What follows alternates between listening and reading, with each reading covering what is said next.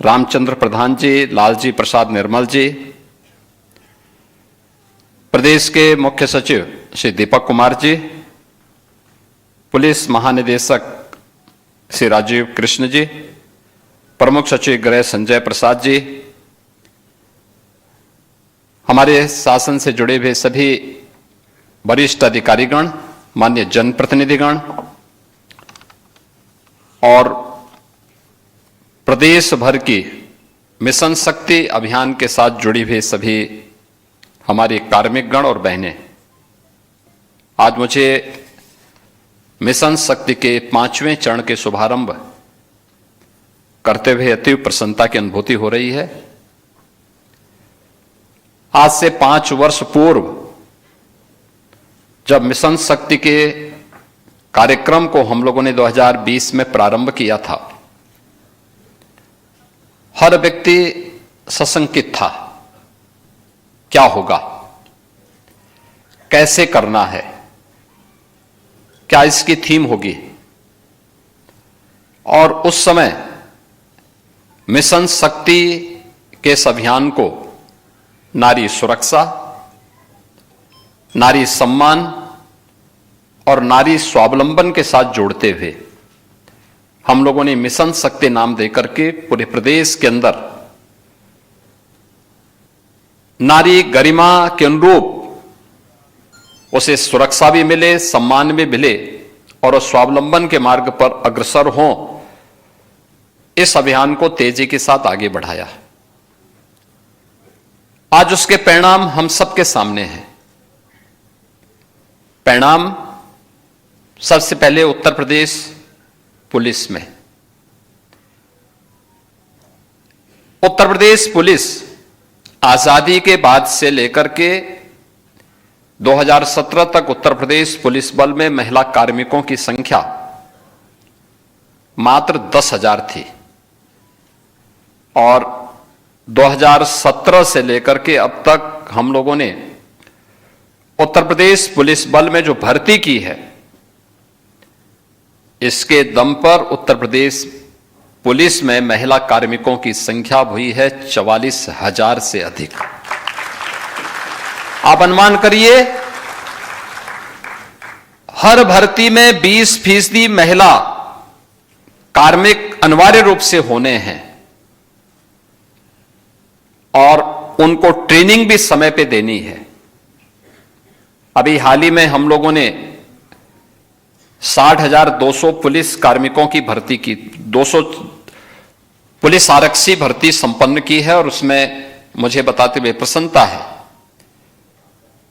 कि इस पूरी भर्ती प्रक्रिया में 12,044 महिला कार्मिक भर्ती हुई हैं जो ट्रेनिंग ले रही हैं। ऐसे ही शिक्षकों की भर्ती को लेकर के, अन्य विभागों की भर्ती को लेकर के ये अभियान चलाए गए। लोग कहते थे महिला भर्ती होगी, ट्रेनिंग कहां करेगी, और ये समस्या भी थी। 17 के पहले हमारे सामने चैलेंज था, क्योंकि हम जब भर्ती करने के लिए निकले थे, हमारे पास ट्रेनिंग की क्षमता मात्र 3,000 पुलिस कार्मिकों की हम ट्रेनिंग कर सकते थे। ट्रेनिंग कहां हम करेंगे? हमने मिलिट्री, पैरामिलिट्री और अन्य राज्यों के ट्रेनिंग सेंटर लिए थे और आज इस 60,200 से अधिक पुलिस आरक्षी की ट्रेनिंग की पूरी प्रक्रिया को हम उत्तर प्रदेश के अंदर ही संपन्न कर रहे हैं, क्योंकि हमने ट्रेनिंग की क्षमता को 3,000 से बढ़ाकर के 60,000 से अधिक किया है। इस सरकार के द्वारा उठाए गए कदम और मिशन रोजगार के साथ बिना भेदभाव के प्रदेश के हर नौजवान को जोड़ने के कार्यक्रम का परिणाम है। आपने भी ये वीडियो फिल्म देखी होगी। वीडियो फिल्म के माध्यम से सरकार ने अपने कुछ एक झलक आगे बढ़ाई है, जिसमें आपने देखा होगा कैसे सरकार ने अलग अलग क्षेत्र में बेटी के जन्म लेने से लेकर के उसे स्नातक तक की पढ़ाई के लिए, बेटी विवाह के योग्य हो गई तो उसके विवाह के लिए, अगर मुख्यमंत्री कन्या सुमंगला योजना है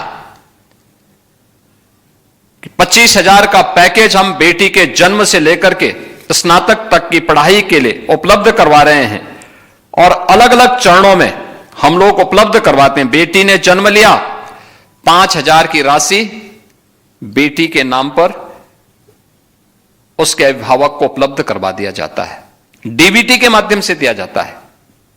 बेटी 1 वर्ष की होगी तो 2,000 रुपये, लेकिन शर्त है बेटी के साथ भेदभाव नहीं होना चाहिए, सभी प्रकार के टीकाकरण के साथ उस बेटी को जोड़ा जाना चाहिए। सर्टिफिकेट मिलते ही 2,000 रुपए की राशि राज्य सरकार के द्वारा दी जाती है। बेटी पहली क्लास में जाएगी, 3,000 रुपए सरकार उसे मुख्यमंत्री कन्या सुमंगला योजना में अभिभावक के खाते में भेज देती है। बेटी छठी क्लास में जाएगी तो भी 3,000 रुपए की राशि अलग से सरकार उसके अभिभावक के खाते में भेजती है। और बेटी 9वीं क्लास के बाद जब 10वीं क्लास में जाती है तो 9वीं क्लास में प्रवेश लेते ही हम 5,000 रुपए की राशि देते हैं और इसके बाद 12वीं पास करने पर 7,000 रुपए की राशि बेटी को अलग से इस स्कीम के अंतर्गत देकर के मुख्यमंत्री कन्या सुमंगला योजना से उसे आच्छादित करने का प्रयास प्रदेश सरकार ने किया है और 26 लाख से अधिक बेटियां इस योजना से सीधे सीधे लाभान्वित हो रही हैं। बेटी की शादी को लेकर के पहले लोग घूमते थे, चेहरा देख करके योजना का लाभ मिलता था। आज हमने तय किया 1 लाख रुपए की राशि मुख्यमंत्री सामूहिक विवाह योजना में बेटी की शादी के लिए बिना भेदभाव के प्रदेश की हर बेटी को उपलब्ध करवाया जा रहा है। 1 लाख रुपए बेटी की शादी के लिए भी सरकार अनुदान दे रही है। और यही नहीं, केंद्र सरकार ने भी आदरणीय प्रधानमंत्री जी के मार्गदर्शन में बेटी बचाओ बेटी पढ़ाओ का कार्यक्रम, मातृवंदना का अभियान, फिट इंडिया मूवमेंट का कार्यक्रम हो या फिर अनेक प्रकार के वे कार्यक्रम जो नारी गरिमा और उसके सम्मान को तीव्र गति से आगे बढ़ाते हैं। जितने भी वेलफेयर स्कीम की गरीब कल्याणकारी योजनाओं को प्रारंभ किया गया है पिछले 11 वर्ष में, उनका केंद्र बिंदु नारी है। स्वच्छ भारत मिशन में देश के अंदर 12 करोड़ घरों में शौचालयों का निर्माण होना, यह नारी गरिमा का प्रतीक भी है। 10 करोड़ घरों में उज्ज्वला योजना का कनेक्शन मिलना, यह नारी को धुएं से मुक्त करने और ग्रीन ईंधन के साथ जोड़ने की एक अभिनव योजना बिना भेदभाव के हर नारी को प्राप्त हुई। आयुष्मान भारत की योजना में देश के अंदर 10 करोड़ परिवारों को जोड़ने का कार्यक्रम, यानी 50 करोड़ लोग इस योजना से लाभान्वित हो सकते हो। परिवार में कोई बीमार होता है, हो सकता है परिवार का पुरुष सदस्य मुंह मोड़ ले, लेकिन घर की नारी यानी मां या बहन कभी मुंह नहीं मोड़ती। वह अपना जेवर गिरवी रख करके उपचार कराने में पूरी ताकत झोंकती है और यह लाभ उसको सीधे उसके सम्मान से जुड़ी हुई है। घर में अगर 10 सदस्य हैं और भोजन किसी प्रकार से 8 लोगों को प्राप्त हो रहा है तो घर की नारी भूखी रह जाएगी, लेकिन अन्य लोगों को भूखे नहीं रहने देती। 80 करोड़ लोगों को फ्री में राशन की सुविधा का लाभ, यानी जो भी स्कीम है। और अभी पिछले दिनों आपने देखा होगा ग्रामीण भू अभिलेख घरौनी, ये भी महिलाओं को प्रदान किए गए। महिलाओं में अकेले उत्तर प्रदेश ने देश के अंदर 3 करोड़ ऐसे ग्रामीण भू अभिलेख वितरित हुए, उनमें से 1 करोड़ से अधिक अकेले उत्तर प्रदेश ने वितरित किए, जिसमें जमीन का कागज महिलाओं के नाम पर होगा और ग्रामीण क्षेत्र में व्यवस्था अनिवार्य रूप से की गई। 4 करोड़ गरीबों के लिए एक एक आवास बन जाना, यह व्यवस्था भी तेजी के साथ आगे बढ़ाई गई। अकेले उत्तर प्रदेश में हम लोगों ने अब तक 60 लाख गरीबों के लिए एक एक आवास बिना भेदभाव के उपलब्ध करवाए हैं। यानी हर वेलफेयर स्कीम में नारी की गरिमा और उनके सम्मान को, उनकी सुरक्षा को ध्यान में रख करके उपलब्ध करवाने का कार्य किया गया। रोजगार मिशन के अंतर्गत भी और स्वरोजगार के साथ भी उत्तर प्रदेश ने बैंकिंग कॉरस्पॉन्डेंट सखी की अभिनव योजना प्रारंभ की थी कोरोना कालखंड में, और मुझे प्रसन्नता है कि 40,000 से अधिक बैंकिंग कॉरस्पॉन्डेंट सखी प्रदेश भर में बैंक के लेन देन का पूरा काम, गांव को बैंक की कमी को पूरा करते हुए सफलतापूर्वक प्रदेश भर में कर रही हैं, और इनके माध्यम से हजारों करोड़ का लेन देन होने के साथ साथ स्वयं भी मुनाफा कमाया जा रहा है। आपने देखा होगा पहले प्रदेश में 17 के पहले पोषाहार की स्कीम के साथ वे बदनाम ठेकेदार जुड़े हुए थे जो शराब के काले कारोबार के साथ प्रदेश के लोगों के जीवन के साथ खिलवाड़ करते थे। आप सोचो, वही व्यक्ति शराब का ठेका, शराब की सप्लाई कर रहा है, वही महिलाओं के लिए पोषाहार का भी वितरण करता था और व्यापक धांधली होती थी। हमने THR प्लांट बनाए, आदरणीय प्रधानमंत्री जी ने उसका लोकार्पण किया। आज 204 टेक होम राशन, इसके माध्यम से 60,000 महिला स्वयंसेवी समूह की बहनें 8,000 रुपए प्रति माह कमा रही हैं। आप अनुमान करिए, जिसमें पहले एक भी महिला को रोजगार नहीं मिलता था बल्कि महिला के हक को छीना जाता था, आज उसमें 60,000 बहनें रोजगार भी प्राप्त कर रही हैं और 2 करोड़ बहनों को सीधे सीधे योजना का लाभ भी इसके माध्यम से प्राप्त हो रहा है। यानी सरकार की नीयत साफ हो तो योजनाएं अपना रास्ता स्वयं बनाती हैं। पहले बेटी की सुरक्षा पे भी खतरा था, बेटी के रोजगार पर भी डकैती पड़ती थी। उसके लिए शासन ने कोई योजना बनाई भी तो योजनाओं पे डकैती कैसे पड़ती थी, पोषाहार मिशन उसका एक उदाहरण है। रोजगार में किस प्रकार की डकैती पड़ती थी, नौकरियों में व्यापक धांधली इसके उदाहरण हैं। बेसिक शिक्षा परिषद में आज के दिन पर 1 करोड़ 60 लाख से अधिक बच्चे बेसिक शिक्षा परिषद के स्कूलों में पढ़ रहे हैं। मुझे याद है 17 के पहले 70 से 75% बेटियां बेसिक शिक्षा परिषद के स्कूलों में नंगे पैर जाती थी। कपड़े पुराने होते थे। मुझे याद है जब मैं बुंदेलखंड दौरे पे गया था, मैंने देखा कुछ बच्चे स्कूल जा रहे हैं। मैं भौचक था, मैंने गाड़ी रोकी एक जगह पे, वो बच्चे पहले तो डर गए। मैंने पुलिस कर्मियों को अलग से कि मैंने लग किया, मैंने कहा तुम लोग हट जाओ, मुझे इन बच्चों से बात करने दो। मैंने देखा सर्दियों का समय, पथरीले रास्ते, वे बच्चे स्कूल जा रहे हैं लेकिन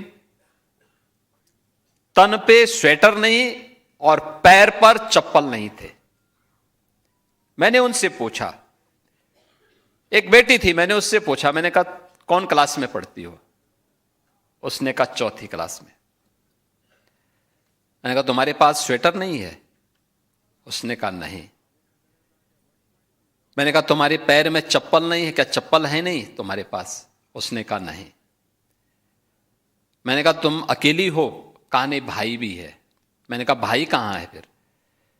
कहा भाई दूसरे स्कूल में पढ़ता है। मैं भौचक था। मैंने कहा दूसरे स्कूल में कहां? कहा वो पब्लिक स्कूल में पढ़ता है और मैं सरकारी स्कूल में। तो मैंने कहा उसके पास भी कपड़े नहीं है? कहा नहीं, उसके पास तो कपड़ा उसके लिए बनाया गया है। मैंने कहा उसके पास भी चप्पल नहीं है। कहा नहीं, उसके लिए जूते आए हैं। तो मैंने कहा फिर तुम्हारे लिए क्यों नहीं आया? कहा मैं बेटी हूं ना। मैं भौचक था देख करके, और मैं उसी दिन यहां पर वापस आया और मैंने शाम को कहा, मैंने कहा प्रदेश के अंदर बेसिक शिक्षा परिषद के हर बच्चे के लिए 2 uniform, bag, books, shoes, socks, sweater ये सरकार देगी। और आज आप देखते होंगे हमारी ये लागत, इन सब की लागत कुल पड़ती है आज के दिन पर 1000 रुपए। हम 1200 रुपए हर बच्चे के लिए उसके अभिभावक के पास भेजते हैं कि आप ये सामान अपने बच्चों के लिए खरीद करके उनको उपलब्ध करवाइए। आज मुझे प्रसन्नता होती है जब मैं देखता हूं, अभी भी बहुत सारे अभिभावक हैं जो जूते मोजे लेने में कोताही बरतते हैं, लेकिन कम से कम अब मैं देखता हूं कि 90% बेटियां आज के दिन पे चप्पल पहन करके स्कूल जा रही हैं। आज उनके पास आप देखते होंगे यूनिफॉर्म होती है, सर्दियों में उनके पास स्वेटर होती है। आज उनका बैग फटा हुआ नहीं होता, वह भी अच्छा बैग लेकर के स्कूल जा सकती है। और हायर एजुकेशन में पढ़ने वाली हर बेटी के पास उसके हाथ पे टैबलेट होता है, टैबलेट। यह है नया चेंज। यानी ये 2017 की स्थिति कि बेटी भी सुरक्षित नहीं थी, उसके सामने स्वयं का सुरक्षा का खतरा था, उसके रोजगार पर डकैती पड़ती थी, उसके पोषाहार को चंद माफियाओं को डकैती डालने की छूट दे दी जाती थी। और स्कूल की स्थिति क्या थी, आंगनबाड़ी केंद्रों की स्थिति क्या थी? आज तो आंगनबाड़ी केंद्रों में हॉट मील मिल रहा है, पोषाहार मिल रहा है, और यह कार्यक्रम कोई बदनाम ठेकेदार नहीं करता है, बल्कि एक कार्यक्रम हम लड़े इसके लिए, बहुत लंबी लड़ाई लड़ी गई इसके लिए। तमाम माफियाओं का गिरोह बार बार घेरता है, लेकिन हम सुप्रीम कोर्ट तक इस लड़ाई को लड़ करके फिर से लाए कि नहीं, महिला स्वयंसेवी समूह ही इसको चलाएगी और इसमें महिलाओं को रोजगार भी मिलेगा और ईमानदारी पूर्वक यह कार्यक्रम आगे बढ़ पाएगा। और आज मुझे प्रसन्नता है कि इस कार्यक्रम को हम आगे बढ़ा पा रहे हैं। इसलिए बढ़ा पा रहे हैं क्योंकि आपने देखा होगा यह सेवा पखवाड़ा का कार्यक्रम चल रहा है 17 सितंबर से 2 अक्टूबर के बीच। और 17 सितंबर से 2 अक्टूबर के कार्यक्रम की शुरुआत आदरणीय प्रधानमंत्री जी ने पहले दिन जिस कार्यक्रम का शुभारंभ किया था, कार्यक्रम का यह जो थीम दी गई थी कि स्वस्थ नारी सशक्त परिवार, और सशक्त परिवार है तो समृद्ध समाज अपने आप बनता है, और समाज समृद्ध होता है तो राष्ट्र को सशक्त होने से कोई ताकत रोक नहीं सकती है। विकसित भारत की संकल्पना का रास्ता यहां से जाता है, और विकसित भारत की उस परिकल्पना को साकार करने के लिए हम लोग आगे बढ़ रहे हैं। मैं कभी कभी इस बात को देखता हूं कि आखिर इस प्रकार की स्थितियां क्यों आई समाज में, क्योंकि हमारा भारतीय समाज तो प्राचीन काल से बहुत जागरूक रहा है, वैदिक कालखंड से लेकर के अब तक, कि वे ढेर सारे ऐसे उदाहरण हैं हमारे सामने जहां पर नारी को जब भी अवसर मिला उसने अपनी सशक्त उपस्थिति से नेतृत्व को आगे बढ़ाने में किसी भी प्रकार की कोई कोताही नहीं बरती। हर स्तर पर उसने बेहतरीन नेतृत्व दिया, और उस बेहतरीन नेतृत्व के माध्यम से जिन लक्ष्यों को प्राप्त किया है वह समाज के अनुकूल रहा है, समाज के लिए कल्याणकारी रहा है। हम लोग आज इसीलिए इस अभियान को आगे बढ़ा रहे हैं। इस अभियान को 5वें चरण में भी हमारा यही अभियान है। हम लोगों ने पहले चरण में जो कार्यक्रम आगे बढ़ाए थे, उन कार्यक्रमों के पीछे का ध्येय भी यही था कि महिला संबंधी अपराधों को न्यूनतम स्तर पर ला करके समाप्त करना है। और मुझे प्रसन्नता है कि प्रदेश सरकार में जो कार्यक्रम प्रारंभ किए गए, अकेले 1 वर्ष में यानी 1 जनवरी 2024 से अगर हम लोग अब तक के मामलों में देखेंगे, केवल 24 और 25 तक के ही मामलों को देखेंगे, तो हम लोगों ने 9,513 ऐसे मामलों में 12,271 अपराधियों को दंडित करवाया है, जिनमें 12 अपराधियों को तो मृत्युदंड की सजा करवाई है, 987 को आजीवन कारावास कराई है, 3,455 को 10 वर्ष से अधिक की सजा दिलाई है और 7,817 को 10 वर्ष से कम की सजा इस दौरान देकर के प्रदेश सरकार ने उन अपराधियों को एक संदेश दे दिया है।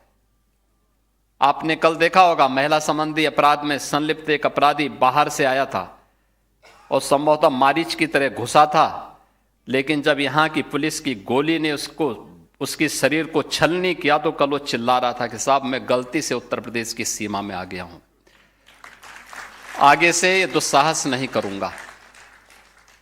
और यह हर उस अपराधी को करना पड़ेगा जो महिला सुरक्षा में सेंध लगाएगा, उनके सम्मान और उनके स्वावलंबन में उसमें बाधक बनेगा। उसके सामने संकट की यही चुनौती हमेशा खड़ी होगी। आज का एक कार्यक्रम जहां हम लोगों को प्रभावी ढंग से आगे बढ़ाना है, वहीं साथ ही साथ आपने देखा होगा यहां पे कुछ हम लोगों ने लिटरेचर भी आज यहां पे विमोचन किए हैं, जिसमें सशक्त नारी समृद्ध प्रदेश, इससे जुड़े हुए मिशन शक्ति का ये फोल्डर है।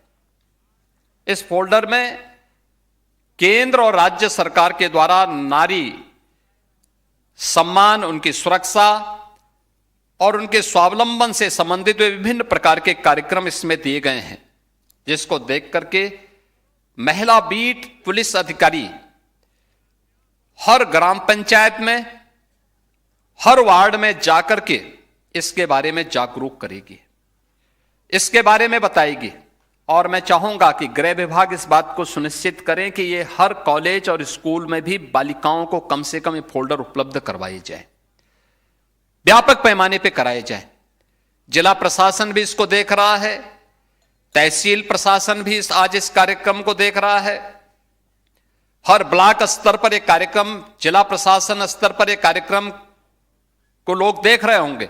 वे इसको सुनिश्चित करें फोल्डर हर एक विद्यालय में जाए, हर बेटी के हाथ में आए, हर महिला के हाथों में जाए, वे देखें और इन योजनाओं से जोड़ करके उन्हें हम आगे बढ़ाने का काम करें। दूसरा, हमारा प्रयास होना चाहिए कि मिशन शक्ति के इस अभियान के क्रम में हम लोगों को उनको अवगत कराना होगा। दूसरा फोल्डर है जिसमें महिला की सुरक्षा से जुड़े हुए वीमेन हेल्पलाइन 1090 है, या फिर हेल्पलाइन के रूप में हम लोगों ने जो प्रदेश के अंदर अन्य कार्यक्रम 181 है, या फिर पुलिस की PRB 112 की आपातकालीन सेवा, इसके बारे में इन सब के इंटीग्रेशन को लेकर के भी जो कार्रवाई की गई है, कब किसको कॉल करना। घरेलू हिंसा से जुड़े हुए मामले में आप 181 पे कॉल करते होंगे, लेकिन अगर वह 1090 पर या 112 पर भी होती है तो उसके लिए हम लोगों ने एक और फोल्डर जारी किया है। इतनी हेल्पलाइन है। 1076 ये मुख्यमंत्री हेल्पलाइन है, सीधे मुख्यमंत्री के पास पहुंचती है, मुख्यमंत्री स्वयं इसकी समीक्षा करते हैं। 112 आपातकालीन पुलिस सेवा का है। 1930 ये साइबर हेल्पलाइन है, कोई साइबर फ्रॉड हुआ है या फिर डिजिटल अरेस्ट की कोई कार्रवाई है, 1930 पर आप करेंगे। 1090 वीमेन हेल्पलाइन है। 102 ये गर्भवती महिलाओं और नवजात शिशुओं के लिए एम्बुलेंस सेवा है। 101 अग्निशमन की सेवा है। 108 ये एम्बुलेंस की सेवा प्रदेश की है जो स्वास्थ्य विभाग के द्वारा संचालित है। 181 वीमेन हेल्पलाइन है और 1098 ये चाइल्ड लाइन के रूप में। ये सभी अभियान इंटीग्रेशन की तरफ हमारे बढ़ चुके हैं, यानी इनमें से किसी को भी आप कॉल करेंगी आने वाले समय में तो आपको वह सहायता उस संबंधित उस पर प्राप्त हो जाएगी। और 30 एक जो एसओपी जारी की गई है मिशन शक्ति केंद्रों के बारे में, हर थाने में मिशन शक्ति केंद्र होगा। हर थाने में एक महिला हेल्पलाइन होगी जिसके माध्यम से महिलाओं से जुड़े हुए किसी भी प्रकार के उनकी समस्या के समाधान का एक केंद्र वहां पर होगा, जिसमें एक महिला बीट पुलिस अधिकारी हमेशा मौजूद रह करके उन्हें सहायता प्रदान करने में अपना योगदान देगी। यह अभियान आज हम इसकी एक औपचारिक उद्घाटन कर रहे हैं, लेकिन कल हर जनपद में महिला बीट अधिकारी यानी सभी महिला पुलिस कार्मिक उनकी एक बाइक रैली निकलेगी। बाइक रैली निकलने के साथ ही इसका औपचारिक उद्घाटन हो जाएगा और परसों से शारदीय नवरात्रि जगतजननी मां भगवती के अनुष्ठान की तिथि है। इस दौरान हम लोगों को स्वाभाविक रूप से देवी के मंदिरों में भीड़ भाड़ होगी, सुरक्षा की व्यवस्था के साथ जुड़ना होगा, महिला सुरक्षा को पुख्ता करना होगा। जवाबदेही के साथ वहां पर अगर कोई व्यक्ति सुरक्षा में सेंध लगाने की नियत से आया है तो वहां पर सख्ती से उसको निपटने की तैयारी भी होनी चाहिए। ऐसे ही नहीं, अन्य कार्यक्रमों को भी हमें बाजारों में, स्कूल कॉलेजेस में भी इस प्रकार के कार्यक्रमों को प्रभावी ढंग से आगे बढ़ाना है। और अगले कुछ दिनों तक यह अभियान हर थाना, हर मंदिर, हर मार्केट, हर स्कूल कॉलेजेस में अभियान चलाना है। इस दौरान जो फोल्डर हम लोगों ने सशक्त नारी समृद्ध प्रदेश का जारी किया है, इसको प्रभावी ढंग से हर संस्थाओं में देकर के, और हमारा आग्रह होना चाहिए कि हम विद्यालयों में भी इस बारे में कहें, स्कूल कॉलेजेस में भी कहें कि वे भी इसका प्रकाशन करके हर बच्चे को उपलब्ध करवाएं, हर बेटी को उपलब्ध करवाएं। उन्हें पता होना चाहिए कि उनके कल्याण के लिए, उनके वेलफेयर के लिए कौन कौन सी स्कीम है, उस स्कीम से वो जुड़ सके। हर महिला को पता लगना चाहिए कि उनके स्वावलंबन और उनके सम्मान से जुड़ी हुई केंद्र और राज्य सरकार की कौन कौन सी योजनाएं हैं जिनसे वो लाभान्वित होकर के आगे बढ़ सकती है। ये सभी कार्यक्रम उसी श्रृंखला में जागरूकता के लिए भी है, सुरक्षा के लिए भी है और उनके सम्मान से जुड़ी हुई भी है। ये सभी कार्यक्रम एक साथ चलेंगे तो एसओपी के साथ साथ इस प्रकार के साहित्य को अगर हम आगे बढ़ा सकते हैं तो मिशन शक्ति का कार्यक्रम अपने पंचम चरण में सफलता की नई ऊंचाइयों को प्राप्त होगा। हर एक विभाग को अपनी जिम्मेदारियों को समझना होगा, क्योंकि जब महिला बीट पुलिस अधिकारी पंचायत सचिवालय में जाएंगे, वार्ड स्तर पर जन जागरण के किसी कार्यक्रम के साथ जुड़ेगी तो पहला संवाद उसका सुरक्षा से संबंधित ही होगा। संवाद महिलाओं के साथ, गांव की महिलाओं के साथ, नगर के मोहल्लों की महिलाओं के साथ, सुरक्षा के से जुड़ी हुई कोई प्रश्न, किसी महिला को घर की हिंसा से, घरेलू हिंसा से परेशान होगी, उनकी मदद कैसे करनी है। हमारा प्रयास होना चाहिए कि घर की हिंसा हो या बाहर की हिंसा, इस हिंसा से निपटने के लिए सही परामर्श उपलब्ध करवाना, ये चीजें बताना। हिंसा से जुड़ी भी कोई घटना नहीं है तो हमें वेलफेयर की स्कीम के साथ उन्हें जोड़ना होगा। उन्हें बताना पड़ेगा कौन कौन सी स्कीम है, कैसे इनसे लाभान्वित हो सकते हैं। इसके बारे में वहां पर स्वास्थ्य संबंधी कार्यक्रम के लिए एएनएम भी रहेंगी, आंगनवाड़ी भी पोषाहार मिशन के साथ जोड़ने के लिए उपलब्ध रहेगी, आशा वर्कर भी रहेगी, राजस्व से संबंधित मामलों को लेकर के लेखपाल भी वहां का वहां मौजूद रहेगा, ग्राम सभा से जुड़े हुए विभिन्न योजनाओं को लेकर के रोजगार सेवक आदि भी वहां पर उपलब्ध रहेंगे, ग्राम्य विकास अधिकारी भी वहां मौजूद रहेंगे, पंचायत सहायक मौजूद रहेंगे। ये 8-9 प्रकार के लोगों की उपस्थिति में जब हम गांव की महिलाओं के साथ संवाद बनाएंगे तो स्वाभाविक रूप से समस्या का समाधान का रास्ता निकलेगा। लोगों की कोई समस्याएं हैं, उसके त्वरित निस्तारण की कार्रवाई, इसके प्रति प्रशासन को जहां संवेदनशील होना होगा वहीं त्वरित मामलों के निस्तारण की दिशा में आगे बढ़ना होगा। दूसरा, हमें याद रखना होगा, जब सरकार की नीयत साफ है, नीति स्पष्ट है, तो उसमें अनावश्यक रूप से उस पूरी मिशन में कोई भी अगर उसका दुरुपयोग करता है, उस मामले में कोई अनावश्यक रूप से इस मामले को फेल करने के लिए कोई कार्रवाई करता, कोई किसी प्रकार का गलत कदम उठाता है, तो उन लोगों की जवाबदेही भी तय करनी चाहिए। क्योंकि अक्सर होता है, अच्छे उद्देश्य से प्रारंभ किए गए कार्यक्रम कुछ चंद लोगों के कारण फेल होता हुआ दिखाई देता है। हमें ऐसे लोगों को जो बैरियर के रूप में हर मिशन के बीच में पड़ते हैं, उन्हें कुशलतापूर्वक उस मिशन के साथ, उस मिशन से दूर करना होगा।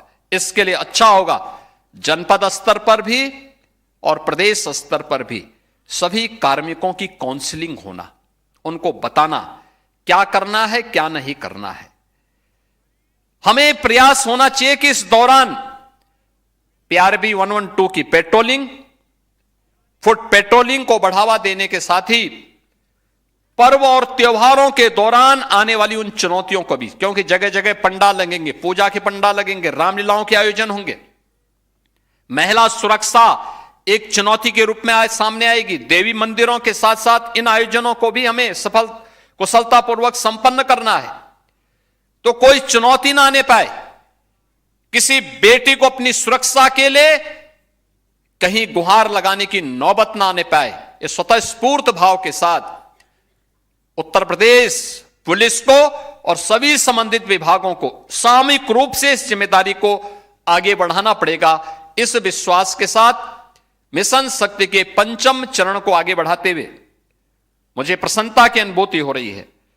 यह मिशन पहले चरण में 1 माह तक चलेगा और फिर हम इसको आगे बढ़ा करके 3 माह तक इसको आगे बढ़ाने का कार्य करेंगे। इस 1 माह के कार्य की समीक्षा के उपरांत आवश्यकता पड़ी थी तो 1 माह के बाद और नहीं तो 3 माह के बाद हर जनपद में सफलतापूर्वक अपने अपने फील्ड में अच्छा कार्य करने वाले कार्मिकों को भी और इस क्षेत्र में बेहतरीन प्रदर्शन करने वाली बेटी को, हर नारी को जिसने अपने अपने क्षेत्र में कुछ बेहतरीन किया है, किसी ने शिक्षा में, किसी ने स्वास्थ्य में, किसी ने कृषि विकास में, किसी ने अलग अलग समाज सेवा के क्षेत्र में, स्वावलंबन में, अलग अलग क्षेत्र में लोगों ने अलग अलग अच्छे काम किए होंगे। उन लोगों को सम्मान देने का कार्यक्रम भी जनपद स्तर पर भी और प्रदेश स्तर पर भी होना चाहिए। जिला प्रशासन के हमारे सभी अधिकारीगण उसकी सूची भी तैयार करके जनपद के अंदर किन लोगों का सम्मान करने जा रहे हैं और राज्य के अंदर किन लोगों का सम्मानित होना चाहिए, उसकी सूची ससमय अगर राज्य को प्रेषित कर देंगे तो एक बड़े समारोह में हम उन सभी बहन और बेटियों का सम्मानित कर पाएंगे जो समाज की आधी आबादी के लिए एक नई प्रेरणा हो सकती है, एक नए रोल मॉडल के रूप में उन्हें प्रस्तुत किया जा सकता है।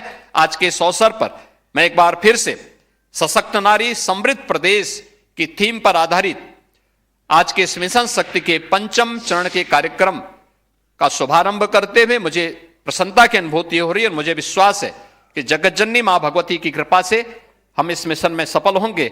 आप सबके प्रति मेरी मंगलमय शुभकामनाएं हैं। धन्यवाद। जय हिंद। बहुत बहुत धन्यवाद माननीय, आपके प्रेरणादायी उद्बोधन के लिए। और अब समय है स्मृति चिन्ह प्रदान।